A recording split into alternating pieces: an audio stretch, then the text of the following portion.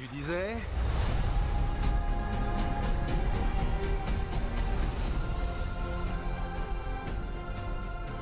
Si vous avez vu aucun des live-action réalisés par Disney, ce n'est pas une grosse perte. À part Maléfique et Cruella, il n'y en a vraiment aucun qui avait d'intérêt à exister. Mais vous savez c'est quoi le point commun entre ces deux films? C'est que ce sont des préquels. Il y a donc un intérêt à ce qu'ils soient faits vu que ça nous raconte une nouvelle histoire. Donc quand il y a eu l'annonce d'un préquel sur Mufasa, il y a quelques années, ça m'a un peu hype parce que en vrai, ça peut peut-être être cool même si visuellement on savait déjà ce que ça allait donner. Elle dit waouh, qu'est-ce que c'est que ce truc là? Donc on en vient à 2024 où Mufasa sort enfin en salle après La Purge qui était le remake du Roi Lion. C'était certes une purge pour tout fan de l'original comme moi, mais par contre ça avait marché quoi. 191 millions au box-office à son démarrage en 2019, donc c'est un mauvais film, mais Disney ont réussi leur coup, comme avec chacun de leurs putains de live-action. Ça fait que quelques jours que le film est sorti et il a fait à peine la moitié de ce qu'a fait Sonic au box-office. Mais bon, ça veut rien dire, peut-être que le film est bon, le robot sauvage a fait approximativement les mêmes chiffres à sa sortie, donc...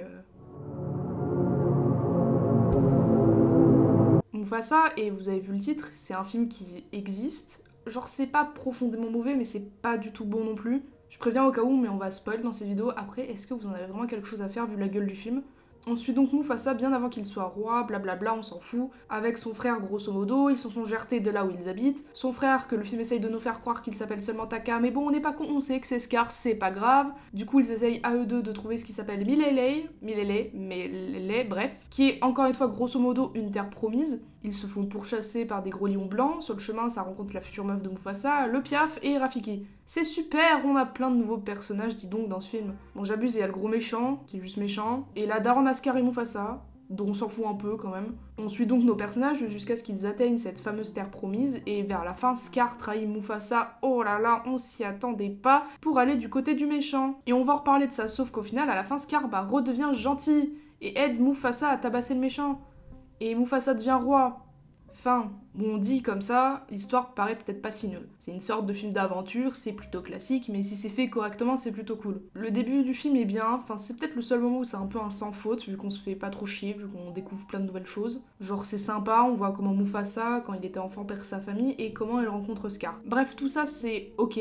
Le film a énormément de longueurs, mais qui sont pas nécessaires. Genre la relation entre Scar et Mufasa sont pas tant approfondies. On a genre une musique sur leur relation, sur à quel point ils se considèrent comme des frères. Genre le film rappelle sans cesse à quel point ils se considèrent comme des frères, à quel point Mufasa c'est le frère de Scar. Et vous savez c'est quoi la raison de pourquoi Scar trahit Mufasa et pète un plomb?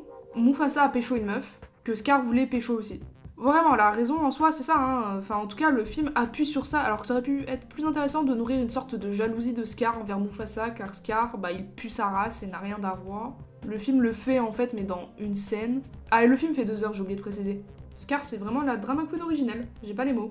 Le méchant, j'ai même plus son blaze, il est certes un peu stylé parce qu'il est blanc et qu'il a une armée exclusivement féminine. Il a une musique que moi j'ai trouvé sympa, même si ça ne rivalisera jamais avec les anciens films Disney, mais surtout, et j'en viens au plus gros problème de ce film, c'est en putain de live action quoi. Enfin, j'en ai vraiment marre de cette DA, c'est hideux, bon sang, et en dehors du fait que ce soit moche, c'est infernal pour redonner des émotions à des personnages. Et c'est un truc qui est déjà présent dans tous les films avec des animaux, genre c'est pas nouveau. Les acteurs ont beau tout donner au doublage, les personnages qu'ils incarnent n'ont aucune émotion. C'est un film littéralement sans âme, parce que Disney n'a toujours pas compris que des animaux supra-réalistes, ce n'est pas censé parler.